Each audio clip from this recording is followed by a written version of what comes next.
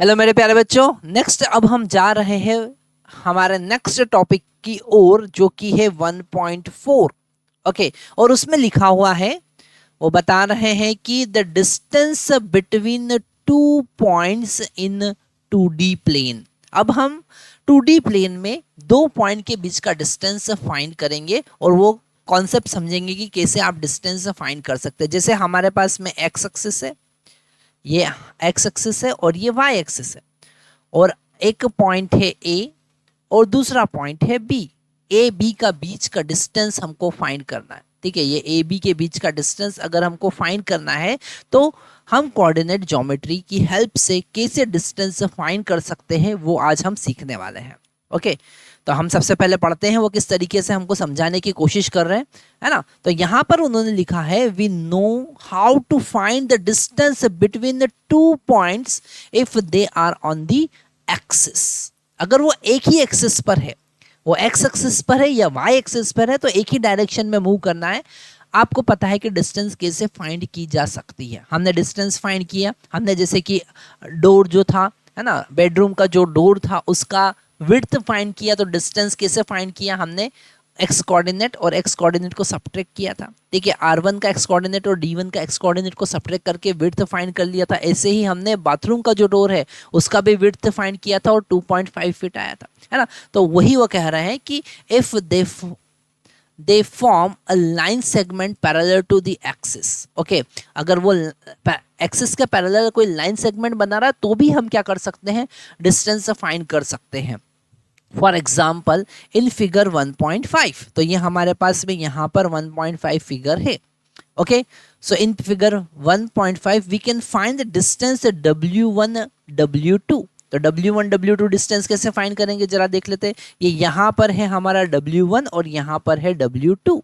तो W1 और W2 के कोऑर्डिनेट्स देखेंगे हम। क्या देखेंगे, अगर आपको डिस्टेंस W1 W2 फाइंड करना है तो आप लिखेंगे x कोऑर्डिनेट x1 जो कि है W, या x2 जो है वो हम मान लेते हैं W2 का है। ओके, माइनस x1 जो है वो W1 का x कोऑर्डिनेट है, क्योंकि वहां पर x डायरेक्शन, y कोऑर्डिनेट तो जीरो है ना, y कोऑर्डिनेट तो जीरो है। तो यहाँ पर उसका x कोऑर्डिनेट है 7 और W1 का x कोऑर्डिनेट यहाँ पर हमको दिख रहा है दैट इज 3। तो हमको मिला 4, तो यहाँ पर मिला 4 फीट। ओके, अब वो बोल रहे हैं कि S1 S2 का फाइंड करके बताओ। S1 S2 कहाँ पर है, S1 S2 यहाँ पर है। ये जो इसका बेड है इसका वो विड्थ बताएगा। तो S1 और S2, फिर हमको x डायरेक्शन में चलना है। हम यहाँ पर x एक्सिस पर इसे प्रोजेक्ट करेंगे। तो x एक्सिस पे प्रोजेक्ट करने के बाद में हमको पहुंचना है 6 पर। ओके, हम 6 पर पहुंच रहे हैं अप्रोक्सीमेट। तो S1 S2 जो होगा, S1, जस्ट मिनट, इसे हम इमेज को थोड़ा छोटा यही कर लेते हैं। चलो, इमेज पर ही हम कैलकुलेशन कर लेते हैं। ठीक है, यहाँ पर अगर हम S2 की बात करें तो S2 का प्रोजेक्शन जब हम इस पर ड्रॉ करेंगे, S2 का प्रोजेक्शन जब हम ड्रॉ करेंगे तो वो करीब करीब 6.5 पर आ रहा है। ठीक है, कहाँ पर आ रहा है, 6.5 पर। तो इसका S2 का x कोऑर्डिनेट जो है वो है 6.5 और S1 का जो x कोऑर्डिनेट है वो है 0। तो ये जो लेंथ है, ये जो डिस्टेंस है वो कैसे कितना होगा, 6.5। कितना होगा, 6.5, क्योंकि 6.5 minus 0 that is equal to 6.5। ठीक है, तो S1 S2 का आप डिस्टेंस फाइंड कर सकते हैं अगर वो जो लाइन सेगमेंट है वो एक्सिस के पैरेलल है।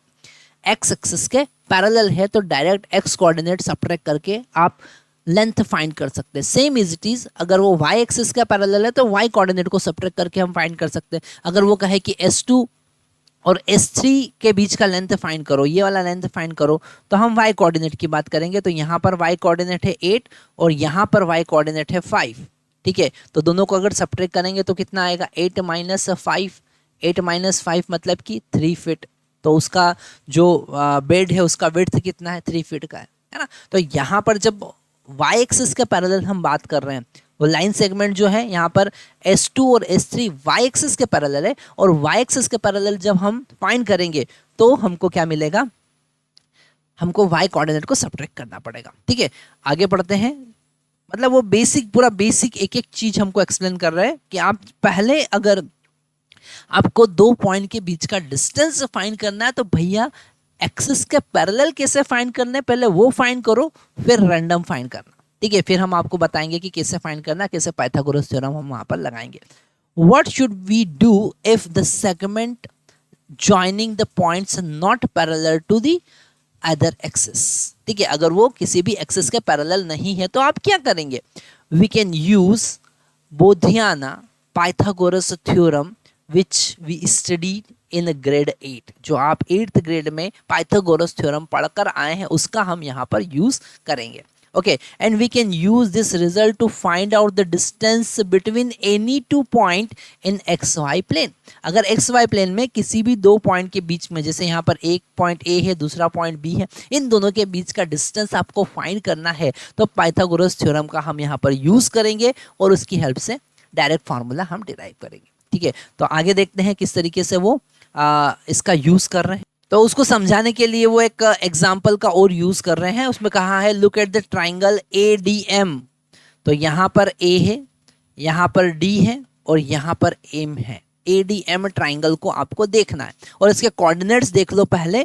A का कोऑर्डिनेट जो है x कोऑर्डिनेट है 3 और y कोऑर्डिनेट है 4, तो इसके कोऑर्डिनेट्स है 3, 4। अगर y के D के कोऑर्डिनेट की बात करें तो D के कोऑर्डिनेट्स है 7, 1 और M के कोऑर्डिनेट्स है 9, 6। तो ये कोऑर्डिनेट्स आप एक बार थोड़ा सा आपके बुक में देख लीजिए और यहाँ पर हमारे डायग्राम में भी, हमारे स्क्रीन पर भी दिख रहा है। अब वो बोल रहे हैं कि triangle ADM is acute angle triangle in first quadrant. वो दिख ही रहा है अपने को, एक्यूट एंगल ट्राइंगल है। ठीक है, how do you find the length of this side AD, DM और MA। तो ये जो इसकी लेंथ है, A से D तक का लेंथ, D से M तक का लेंथ और M से A तक का लेंथ आप कैसे फाइंड करेंगे उसके बारे में अब आपको सोचना है। ठीक है, तो वो कैसे फाइंड करेंगे उसके लिए हम नेक्स्ट डायग्राम देखते हैं। ठीक है,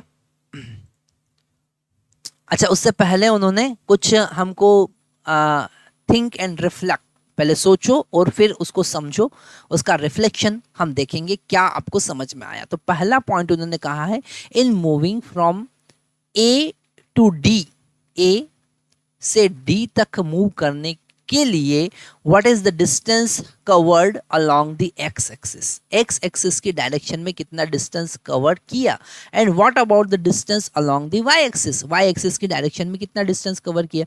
तो एक्स एक्सिस की डायरेक्शन में जो डिस्टेंस कवर किया वो यहाँ से यहाँ तक होगा, हमको पता है एक्स कोऑर्डिनेट को सब्ट्रैक्ट कर दो, और वाई एक्सिस की डायरेक्शन में जो डिस्टेंस कवर किया वो यहाँ से यहाँ तक होगा, है ना। हम इसे रेड कलर से और अच्छे से समझाते। तो ये जो पॉइंट है यहाँ से जब वर्टिकल डायरेक्शन में चले और यहाँ से जब हॉरिजॉन्टल डायरेक्शन में चले तो एक्स एक्सिस के अलोंग कितना डिस्टेंस कवर किया। तो जब आपको एक्स एक्सिस के डायरेक्शन में डिस्टेंस कवर कितना हुआ वो फाइंड करना है। मान लेते ये पॉइंट सी है, जो आगे जाके वो बताएंगे बेसिक, ये पॉइंट सी है तो हम सी से डी तक का डिस्टेंस फाइंड कर लेंगे। ठीक है, तो यहाँ पर फर्स्ट जो है उसका आंसर हम दे सकते हैं कि अगर हमको डिस्टेंस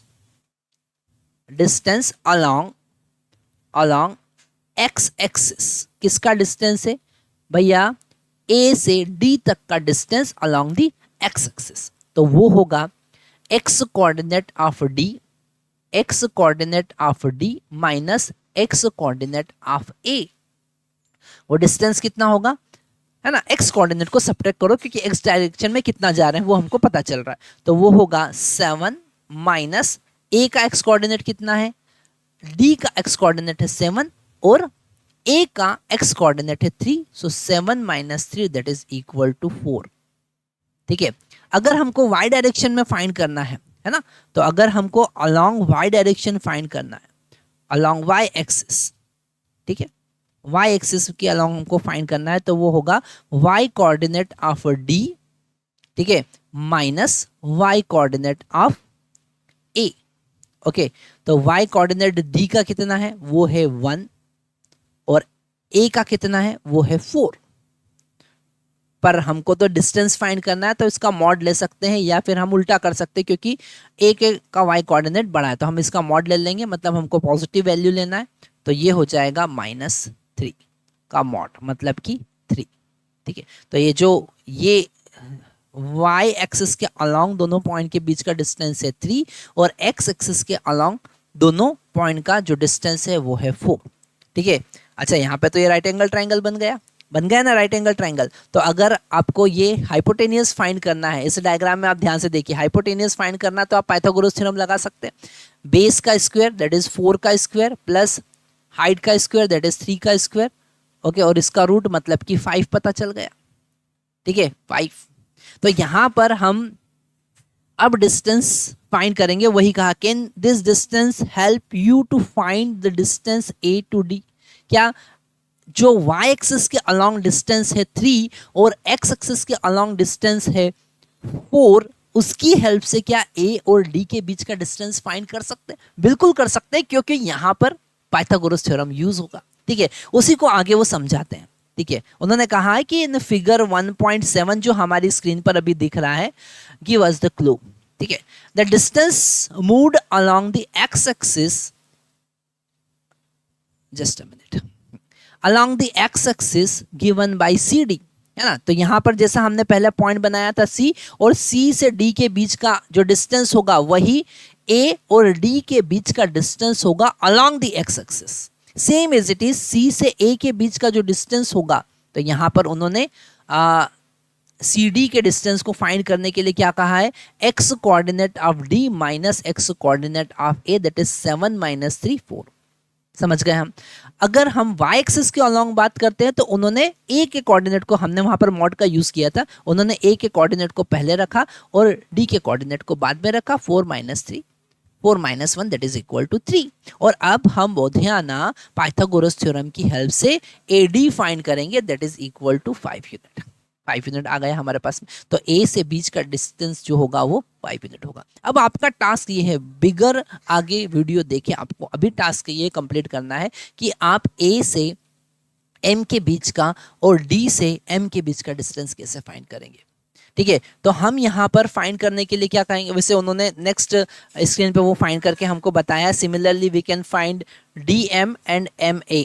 तो DM का वैल्यू √29 यूनिट आया है और MA का वैल्यू √40 यूनिट्स आया है। ठीक है, तो ये फाइंड करने के लिए आप क्या करेंगे, ठीक है, आप वीडियो पॉज कीजिए और फिर एक बार खुद से सॉल्व कीजिए, उसके बाद सॉल्यूशन देखिएगा। तो यहाँ पर हम A से D के बीच का डिस्टेंस फाइंड करने के लिए फिर से D तक, यहाँ तक, है ना, अब स्क्रीन पे देखेंगे तो समझ में आएगा। हम x डायरेक्शन में मूव करें और हम y डायरेक्शन में मूव करें। तो x डायरेक्शन में जब हम मूव कर रहे हैं तो कितना डिस्टेंस जा रहे हैं, हम x कोऑर्डिनेट 3 से, सॉरी ये तो हम कर चुके हैं, ये वाला नहीं, हम फाइंड कर रहे हैं D से M का, है ना, DM। तो हम x कोऑर्डिनेट में कितना मूव करें, यहाँ से एक परपेंडिकुलर हम डालेंगे और यहाँ से एक परपेंडिकुलर डालेंगे। तो x डायरेक्शन में हम कितना गए, इसका कोऑर्डिनेट है 7 और इसका कोऑर्डिनेट है 9, मतलब 9 - 7 that is equal to 2। Okay, तो x डायरेक्शन में हम गए 2 और y डायरेक्शन में कितना गए, y डायरेक्शन में गए हम 6 पहुंच गए 1 से, मतलब 5, 6 पहुंच गए 1 से। फिर हम अगर ये आपको डायरेक्टली समझ में नहीं आ रहा तो हम यहाँ पर लिख सकते हैं कि इस पॉइंट को हमने कहा, चलो मान लेते हैं इसको हमने कह दिया n, ये n एक पॉइंट है। ठीक है, तो हम यहाँ पर सबसे पहले dn का वैल्यू फाइंड करेंगे और dn का वैल्यू फाइंड करने के लिए क्या करेंगे, d से n तक का डिस्टेंस फाइंड करेंगे और उसके लिए हम कहेंगे कि x coordinate of m minus x coordinate of d। तो x कोऑर्डिनेट ऑफ m क्या है, वो है 9 और x कोऑर्डिनेट ऑफ d क्या है, वो है 7, मतलब कि आप चले 2 यूनिट, है ना, कितना चले 2 यूनिट्स। अगर हमको mn का परपेंडिकुलर का डिस्टेंस फाइंड करना है, y कोऑर्डिनेट की बात करेंगे तो y coordinate of m minus y coordinate of d। तो y कोऑर्डिनेट ऑफ m कितना है, y कोऑर्डिनेट ऑफ m है 6, ये 6 यहाँ पर दिख रहा है y कोऑर्डिनेट ऑफ m, और y कोऑर्डिनेट ऑफ d कितना है 1, तो 6 - 1 दैट इज इक्वल टू 5। और अब पाइथागोरस थ्योरम लगा देंगे, तो पाइथागोरस थ्योरम की हेल्प से हम dm निकाल लेंगे। तो dm का square is equal to dn का स्क्वायर प्लस mn का स्क्वायर। है ना। तो डी एम का स्क्वायर कितना हो जाएगा, D M square is equal to D N. D N कितना है यहाँ पर, डी एन हमारे पास में आया 2, सो 2 स्क्वायर प्लस एम एन कितना आया 5, सो 5 स्क्वायर। ठीक है, यहाँ पर रूट लेंगे और हमको मिला 4 प्लस 25 मतलब कि रूट 29। ठीक है, यहाँ पर स्क्वायर हम हटा देंगे तो हमको मिलेगा रूट 29। ठीक है, root 29। Same as it is A से एम के बीच का डिस्टेंस फाइंड करना है। तो ए से एम के बीच का डिस्टेंस फाइंड करने के लिए हम यहाँ पर ट्राइंगल बना लेंगे, ये वाला ट्राइंगल बना लेंगे। ठीक है, ये ट्राइंगल हमने बना लिया और इस पॉइंट को मान लेते हैं हमने ओ या क्यू लिख दिया। ठीक है, तो अब हम सबसे पहले फाइंड करेंगे ए क्यू के बीच का डिस्टेंस। ठीक है, ए क्यू के बीच का डिस्टेंस कितना होगा, तो x coordinate of m that is 9 minus x coordinate of a that is 3, तो वो हो जाएगा 6 यूनिट। ठीक है, अगर हम QM फाइंड करें, QM फाइंड करेंगे तो वो कितना हो जाएगा, y coordinate of m that is 6 minus y coordinate of a that is 4, तो वो हो जाएगा 2 यूनिट। ठीक है, 2 यूनिट्स। और अब हमको AM फाइंड करना है, तो AM will be equal to 6 square plus 2 square according to Pythagoras theorem, तो वो हो जाएगा 36 plus 4 that is equal to 40 unit. ठीक है, तो यहाँ पर कैसे पाइथागोरस थ्योरम का यूज करके, कैसे एक्स डायरेक्शन के कोऑर्डिनेट को सब्ट्रैक्ट करके वाई कोऑर्डिनेट को सब्ट्रैक्ट करके हम डिस्टेंस फार्मूला बना सकते हैं, वो हमको नेक्स्ट पता चलता है। ठीक है, तो नेक्स्ट हमारे पास में हमारी स्क्रीन पर है कि चलो भैया अब जनरल फार्मूला क्या होगा। ठीक है, जनरल आप क्या कर सकते हैं, in general the distance between 2 points that is x1 comma y1 and x2 comma y2 is given as x2 minus x1 whole square plus y2 minus y1 whole square. ठीक है, तो यहाँ पर आपके पास में एक पॉइंट है a जिसके कोऑर्डिनेट है x1 कॉमा y1 और एक पॉइंट है d जिसके कोऑर्डिनेट से x2 कॉमा y2। ठीक है, तो अब यहाँ पर हम अगर x डायरेक्शन में देखते हैं तो दोनों पॉइंट के बीच का डिस्टेंस कितना होगा, x2 माइनस x1। और अगर हम y डायरेक्शन में दोनों पॉइंट के बीच का डिस्टेंस देखेंगे तो वो कितना होगा, y2 माइनस y1। तो यहाँ पर पाइथागोरस थ्योरम लगाकर हम उसका हाइपोटेनियस फाइंड कर सकते हैं और हाइपोटेनियस ही ए और बी के बीच का डिस्टेंस होगा। तो ये जनरल फार्मूला है जो आपको दो पॉइंट के बीच की डिस्टेंस को बताता है। यहाँ पर आप चाहे तो इंटरचेंज भी कर सकते हैं, इसको आप x1 minus x2 plus y1 minus y2 भी लिख सकते हैं। ठीक है, वो इंटरचेंज करेंगे क्योंकि स्क्वायर कर रहे हैं आप, तो स्क्वायर अगर करेंगे तो उसका तो रिजल्ट ऑटोमेटिकली पॉजिटिव ही आएगा। अगर स्क्वायर के अंदर नेगेटिव भी आ जाता है तो भी वो पॉजिटिव ही होगा। तो ये छोटे छोटे पॉइंट्स आपको याद रखना है, छोटी छोटी प्रैक्टिस आपको करना है। ठीक है, तो यहाँ पर आगे वो कह रहे हैं हमको कि it makes no different whether x2 minus x1 and y2 minus y1 are positive or negative as we have simply measured the shift along two axes। ठीक है, यहाँ पर आप y2 माइनस y1 करें या y1 माइनस y2 करें, positive negative कोई difference नहीं करेगा क्योंकि हम केवल शिफ्ट देख रहे हैं, हम यहाँ पर केवल डिस्टेंस फाइंड कर रहे हैं, उसका लेंथ फाइंड कर रहे हैं। ठीक है, what if x1 and x2 and y1 and y2 take negative value, अगर नेगेटिव वैल्यू हो तो फिर नेगेटिव वैल्यू आपको पुट करना पड़ेगा। ठीक है, in figure 1.9 the triangle ADM is reflected in the y axis. ठीक है, what is the coordinate of the image of the point ADM, उसका इमेज हमने यहाँ पर बनाया और उसके कोऑर्डिनेट्स क्या होंगे वो बताने की कोशिश कर रहे हैं। तो यहाँ पर अगर हम ए कोऑर्डिनेट जो है, ए पॉइंट जो है उसके कोऑर्डिनेट्स अगर देखते हैं तो यहाँ पर जो एक्स है वो नेगेटिव हो जाएगा, ए डैश जो बनेगा वो नेगेटिव हो जाएगा और वाई एज इट इज रहेगा, वाई डायरेक्शन में कोई चेंज नहीं हो रहा है ना। और सेम एज इट इज अगर हम इमेज की बात करें तो सारा एक्स कोऑर्डिनेट जो है वो नेगेटिव हो रहा है। ठीक है, यहाँ पर m का जो x कोऑर्डिनेट है जो कि है 9 जो कि है 9 और इधर जाके हो जाएगा -9, क्योंकि वो इधर जब हम यहाँ पर प्रोजेक्शन डालेंगे तो -9 पर जा रहा है। सेम एज इट इज अगर हम ए की बात करें तो उसका एक्स कोऑर्डिनेट 3 था, पर जब उसका इमेज वाई एक्सिस में हम देखेंगे तो -3 होगा, क्योंकि यहाँ पर जब हम प्रोजेक्शन डालेंगे तो -3 पर पहुंचेगा। तो ऐसे आप इमेज बनाएंगे। और अगर हमको लेंथ फाइंड करना है तो नेगेटिव होने के कारण भी लेंथ में कोई चेंज नहीं होगा, लेंथ वही रहेगी, वो बताने की कोशिश कर रहे हैं। ठीक है, तो यहाँ पर अगर हम सी डैश डी डैश की बात करें तो वो हो जाएगा X coordinate of X dash and X coordinate of D dash, जो कि होगा -3 minus -7 that is equal to 4, है ना। तो वो क्या बताना है, वो बताना है कि चलो भैया अब आपने क्या किया है, आपने सेकंड क्वाड्रेंट में ले लिया है पूरा डायग्राम, पूरा ट्राइंगल सेकंड क्वाड्रेंट में ले लिया है, तो वहां पर सारे एक्स कोऑर्डिनेट तो नेगेटिव हो गए। अब एक्स कोऑर्डिनेट नेगेटिव हो गए हैं तो क्या डिस्टेंस में कोई चेंज आएगा, जरा चेक कर लेते हैं।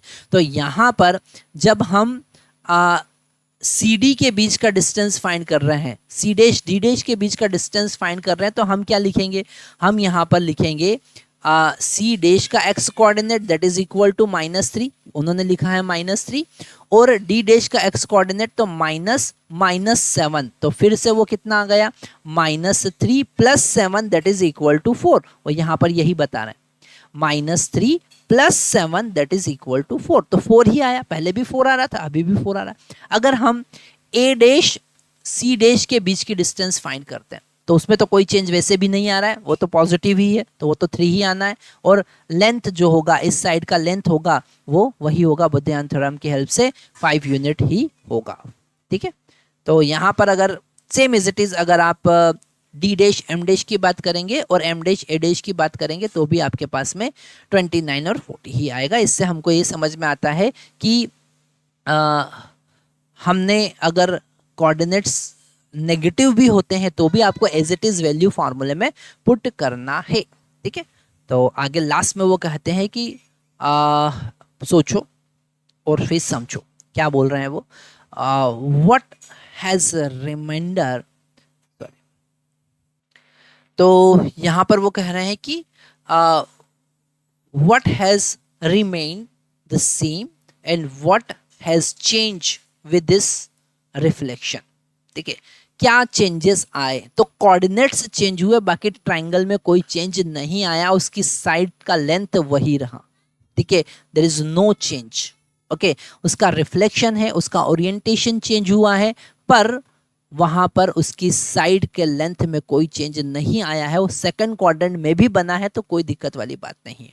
ठीक है, would this observation be the same if dell triangle ADM reflected in y axis, in x axis instead of y axis। अगर हमने y axis में उसका रिफ्लेक्शन लिया तो क्या चेंजेस होंगे, तो y axis में y कोऑर्डिनेट नेगेटिव हो जाएंगे पर साइड चेंज नहीं होगी, वो आप एक बार खुद प्लॉट करके भी देख सकते हैं। ठीक है, उसको प्लॉट करने के लिए क्या करना पड़ेगा, आपको उसका रिफ्लेक्शन y एक्सिस पे x एक्सिस पर बनाना पड़ेगा। ठीक है, तो यहाँ पर हमने जो कॉन्सेप्ट सीखा, उस कॉन्सेप्ट में हमने सीखा कि आप कैसे डिस्टेंस फाइंड कर सकते हैं दो पॉइंट के बीच का। ठीक है, उसके लिए हमारे पास फार्मूला, जनरल फार्मूला आप लिखेंगे, जो कि होगा, अगर हम फार्मूला देखते हैं तो हमारे पास फार्मूला होगा x2 - x1 whole square plus y2 - y1 whole square और इसका रूट। ठीक है, ये है डिस्टेंस फार्मूला, और ये डिस्टेंस फार्मूला में अगर x2 x1 y1 y2 का वैल्यू नेगेटिव है तो नेगेटिव वैल्यू आपको पुट करना है, -7 है तो -7 पुट करना है, -8 है तो -8 पुट करना, तभी एग्जैक्ट रिजल्ट आएगा, नहीं तो फिर मिस्टेक होने के चांसेस है। वैसे भी एक्सरसाइज है, उसमें हम प्रैक्टिस करेंगे सारे कॉन्सेप्ट की। तो अभी तक के लिए इतना ही हम देखेंगे।